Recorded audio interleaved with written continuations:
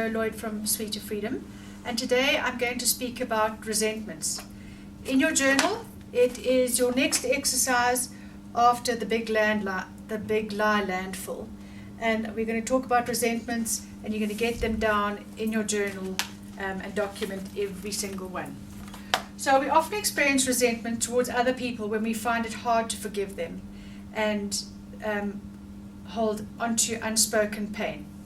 Resentment lives inside of us, feeding on negative feelings and emotions. So another word for resentment is bitterness. The feelings linked to resentment include disappointment, anger, fear, disgust, surprise, and sadness. And if you looked at your emotional triggers, see if any of these link to your negative emotions, because these are feelings that sit deep inside us and they really can be very destructive. So this exercise, in column 1, you're going to write down all your resentments. Then you write down what happened to cause those feelings of resentment. So you link that resentment to that person or that event, and then you've got to write down how it affects you. So how it makes you feel and what happens when you feel that way.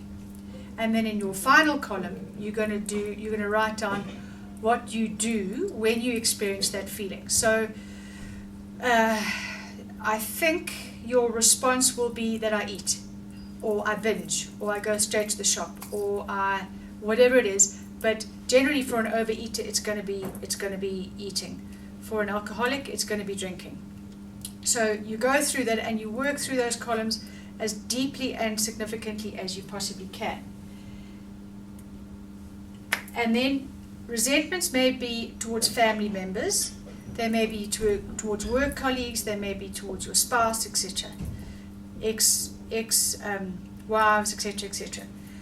Look at common links to the causes of your resentment. See if there's any common thread between any of that, and look for common ways in which you respond to those situations.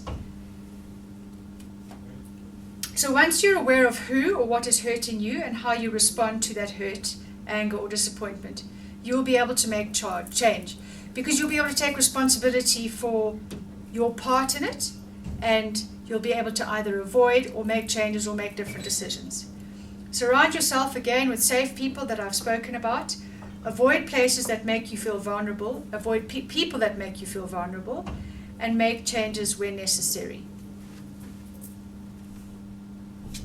So the different ways to look at resentments. In the past, when you thought about people and things that angered you, you probably thought about all the hurtful things they did to you.